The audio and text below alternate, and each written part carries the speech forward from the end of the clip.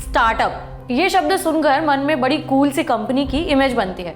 Office में chill माहौल, आने जाने के टाइम पर पाबंदी नहीं, बीन बैग पर बैठ करके काम करना, वीकेंड पर पार्टी जैसी तमाम चीजें होती हैं। हालांकि कभी कभी यही कल्चर स्टार्टअप्स पर भारी भी पड़ा है।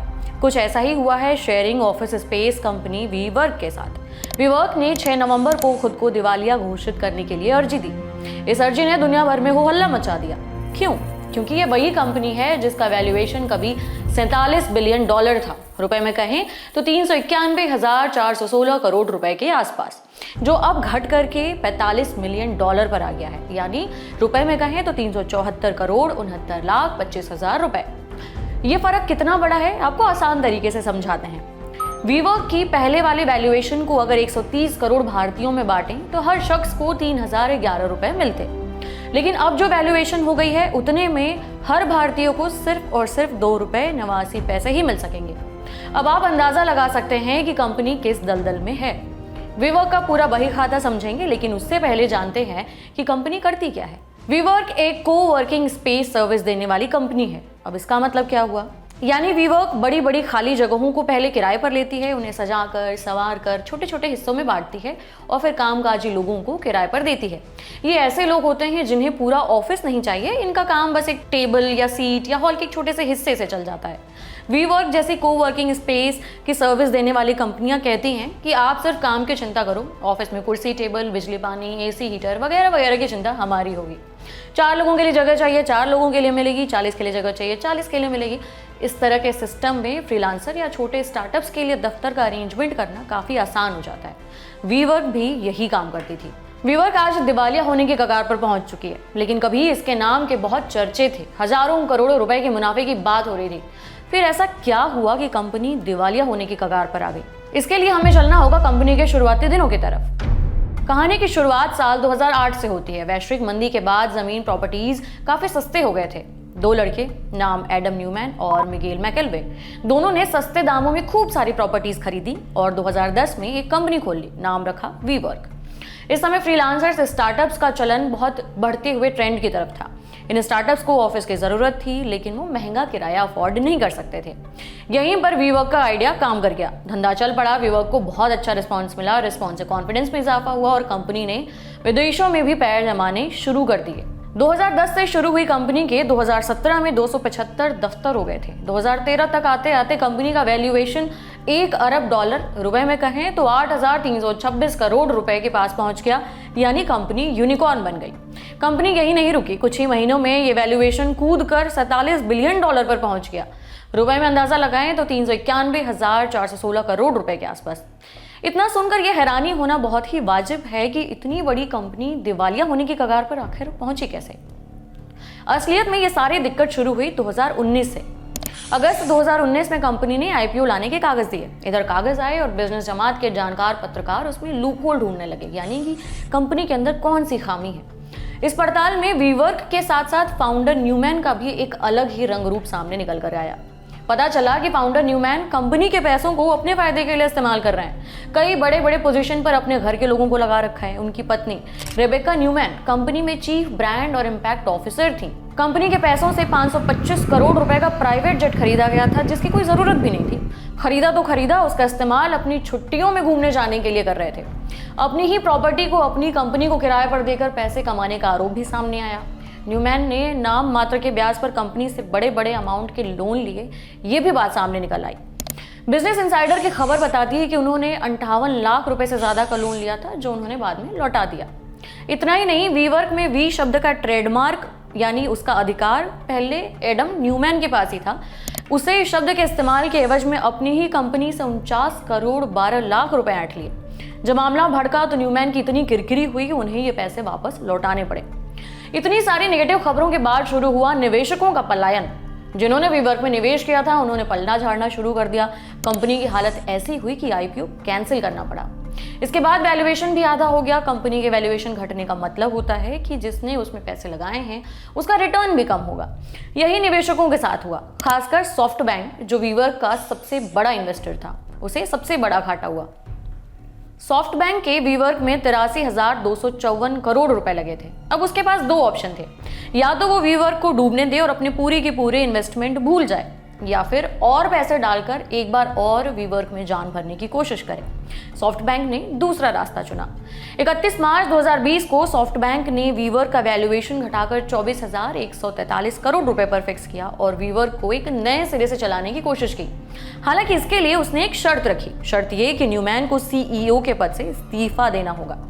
सॉफ्टबैंक ने न्यूमैन की वीवर्क में जितनी भी हिस्सेदारी थी उसे खरीद ली और न्यूमैन को जाना पड़ा। क्या इस कवायद से कोई फर्क पड़ा? जवाब है नहीं। एक्चुअली सॉफ्टबैंक की कोशिश कारगर थी या नहीं ये पता चलने से पहले ही कोविड आ गया। कोविड नाम के कोबरे ने बड़े बड़े बिजनेसेस को डसकर अधमरा कर दिया। बड़े बड़ों के बैंक बैलेंस खाली हो गए थे, वीवर्क भी इनमें से एक थी। वीवर्क के मालिकों को लगा था कि बिजनेस कई गुना तेजी से बढ़ेगा, इसलिए उन्होंने लंबे लंबे सालों के लिए कई जगहों को किराए पर ले लिया था। लेकिन कोविड की वजह से जब सब कुछ बंद हो गया तो ज़्यादातर एम्प्लॉयज़ घर से काम करने लगे। कई पुराने क्लाइंट्स ने नई मेंबरशिप ली ही नहीं। बैंकिंग की दुनिया के तामीरदार इसे कहते हैं कमाई अठन्नी और खर्चा रुपया। मतलब उसके खर्चे तो तय थे लेकिन कमाई का कोई ठिकाना नहीं था। यहीं से मामला गर्त में जाना शुरू हुआ। 2020 में एक के बाद एक वीवर्क के दफ्तर बंद होते गए, लोगों को निकाला जाने लगा। 2021 आया तो कंपनी को लगा अब दिन बहुरेंगे। दिन कुछ बदले लेकिन इतने नहीं कि कंपनी की गाड़ी वापस सही पटरी पर आ पाए।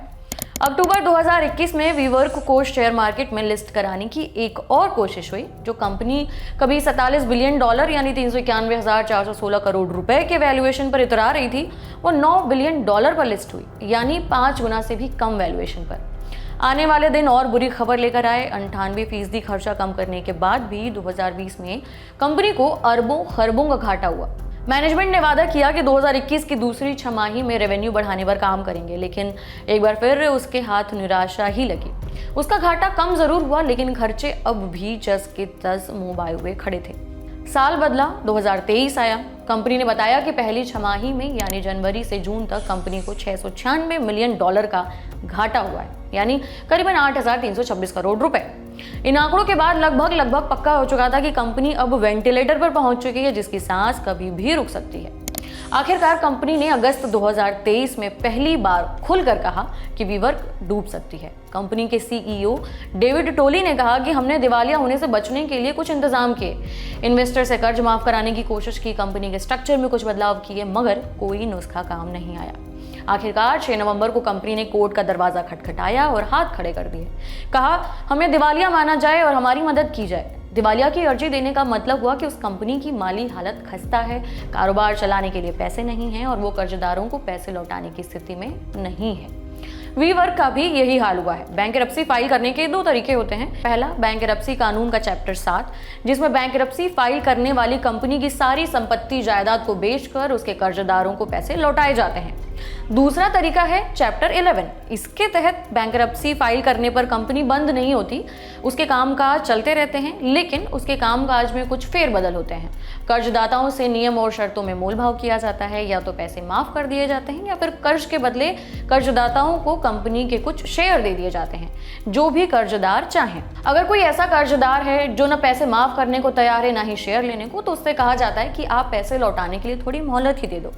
वीवर्क ने भी इसी चैप्टर 11 का रास्ता चुना है। कंपनी के 92% कर्जदाताओं ने कर्ज के बदले शेयर लेने पर हामी भर दी है। इस तरह कंपनी का $3 अरब का कर्ज कम हो जाएगा। बैंकरप्सी कानून के तहत ही कंपनी के घाटे वाले ऑफिसेज को बंद किया जाएगा। फिलहाल वीवर्क के 39 देशों में 700 ऑफिस हैं, जिनमें से रिस्ट्रक्चरिंग प्रक्रिया के तहत कई जगहों को बंद किया जाएगा। वीवर्क फिलहाल भले ही बंद नहीं हुई हो, लेकिन इसका खेल अब खत्म हुआ जा रहा है। कंपनी खुद तो डूबी ही, हजारों निवेशकों को लेकर भी डूबी। सोचिए ऐसे हाल में कंपनी के फाउंडर क्या कर रहे होंगे। हम बताते हैं। न्यूमैन ने वीवर्क के अपने हिस्से के जो शेयर बेचे थे, उससे उन्हें 39,961,920,000 रुपए, इसके अलावा अलग अलग समझौतों के तहत भी उन्हें कई और करोड़ रुपए मिले और कुल मिलाकर वो 64,105,580,000 रुपए अपने साथ लेकर घर गए। यानी कंपनी का बेड़ा तो गर्क हुआ, लेकिन न्यूमैन की बल्ले बल्ले ही रही। अभी जब कंपनी के डूबने की खबर आई थी तो न्यूमैन ने भी अपनी राय दी थी। उन्होंने कहा कि मुझे बुरा लगा, मैं अभी भी कह रहा हूं कि अगर सही रणनीति लगाई जाए तो कंपनी में अब भी कमाल करने की ताकत है। अमेरिका में तो वीवर्क का हाल बुरा है, तो क्या इंडिया में भी इसके दफ्तर बंद होंगे? जवाब है नहीं। चलिए आपको वीवर्क के इंडिया बिजनेस के बारे में भी बता देते हैं। भारत के बेंगलोर और गुड़गांव जैसे बड़े शहरों में वीवर्क के ऑफिसेज हैं। दिवालिया घोषित होने के बाद क्या ये दफ्तर भी बंद हो जाएंगे? जवाब है नहीं। दरअसल वीवर्क की अमेरिकी कंपनी जो है उसकी वीवर्क इंडिया में सिर्फ 27% हिस्सेदारी है। बाकी 73% हिस्सेदारी भारत की एक रियल एस्टेट कंपनी है एम्बेसी ग्रुप, उसके पास है। अमेरिकी और बाहरी देशों में कंपनी का जो भी हाल रहा हो, लेकिन वीवर्क की भारतीय इकाई 2021-22 में प्रॉफिटेबल हो गई थी।